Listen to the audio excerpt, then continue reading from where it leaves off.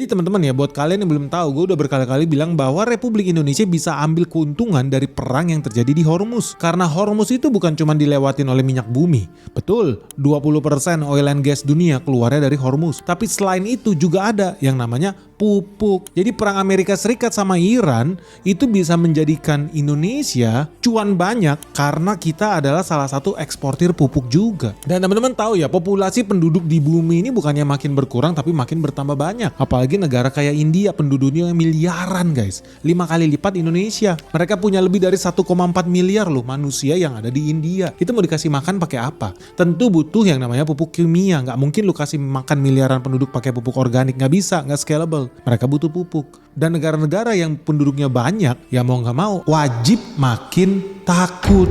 Wajib ketar-ketir. Karena begitu Hormuz ditutup, lu harus siap ya, harga makanan bakal naik tinggi. Inflasi pangan sudah mulai terjadi di mana-mana. Kenapa begitu? Karena krisis di Timur Tengah itu bakal mengakibatkan krisis bahan bakar minyak. Dan bahan bakar minyak itu yang dipakai untuk apa? Traktor, irigasi, pompa air, itu semua hidup dari minyak bumi guys. So negara-negara yang banyak mengandalkan agrikultur sebagai sumber pemasukan ekonomi negara mereka, ya harus siap-siap kolaps.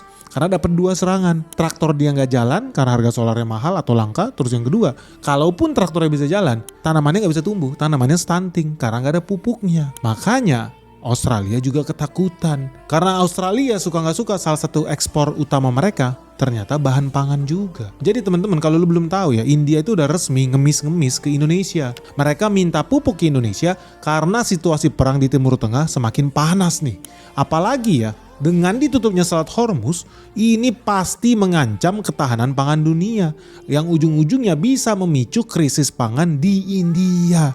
Karena dia punya penduduk miliaran guys. Yang artinya negara India wajib rebutan dengan negara lain demi mendapatkan suplai pupuk. Karena suka nggak suka faktanya Selat Hormuz bukan cuma bawa oil and gas, tapi Selat Hormuz juga membawa pupuk guys. Dan sebetulnya peristiwa yang terjadi hari ini, orang India ngemis-ngemis ke Indonesia, Australia, bule Australia ngemis-ngemis juga ke Indonesia. Kejadian ini udah gua ramalkan dari bulan lalu. Dan lu bisa cek videonya di sini. Lu harus siap-siap bakal terjadi krisis pupuk begitu pecah perang di Hormuz.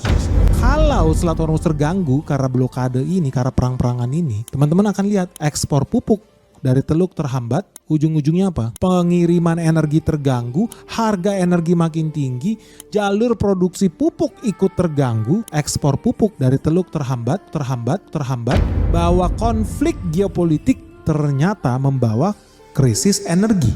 Krisis energi ujung-ujungnya membawa krisis pangan.